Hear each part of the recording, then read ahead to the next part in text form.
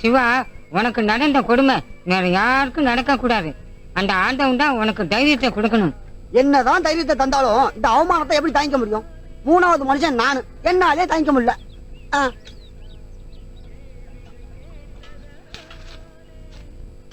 இந்த எதுக்கு? தாங்க முடியலன்னு சொன்னியே, விஷம் குடிச்சிட்டு சாவு. ஓடி போனது உன் மாமன் பொண்ணு, நான் எதுக்கு கவலை பண்ண விஷம் குடிச்சு சாகணும்? அதையத்தான் நானும் கேக்குறேன். என் மாமன் பொண்ணுக்கு இந்த கல்யாணம் பிடிக்கல, வேண்டான்னு போயிட்டா. அதுக்கு நான் எதுக்கு கவலை பண்ணோம்? என்ன பேசுற நீ? டேய் சொட்ட, போன எலெக்ஷன்ல நீ ஆளுங்கட்சிக்கு ஓட்டு போட்டியா எதிர்கட்சிக்கு ஓட்டு போட்டியா? எதிர்கட்சிக்கு தான். டெல்லியில இருக்கிற வாஜ்பாய் ஆத்தூர்ல இருக்கிற இந்த சொட்டையன் ஓட்டு போடலன்னு சாப்பிடாம தூங்காம உன்னை நினைச்சு கவலைப்படுவாரா?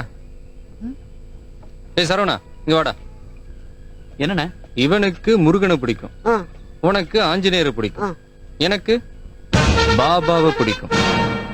கடவுள்லயே இவரை பிடிக்கும் இவரை பிடிக்காதுன்னு பிரிச்சு வச்சிருக்கிறோம். நான் ஒரு சாதாரண மனுஷன். என் மாமன் பொண்ணுக்கு எனக்கு பிடிக்காம போனதுல ஆச்சரியம் ஒண்ணும் இல்ல. அது அவளுடைய ப்ராப்ளம், என்னோட ப்ராப்ளம் இல்ல. இதுக்கு நான் அதுக்கு வருத்தப்படணும்? இப்ப சொல்லு, கவலைப்பட வேண்டியது நானா இல்ல என் மாமன் பொண்ணா? நிச்சயமா சத்தியமா அந்த பொண்ணுதான். அப்புறம் இப்படி டீ கடையில உட்காந்துக்கிட்டு வெட்டியா ஊர் நியாயம் பேசுறதுனால தான் குடிக்க தண்ணி கூட இல்லாம இருக்கும். போய் வேலைய பாருங்க.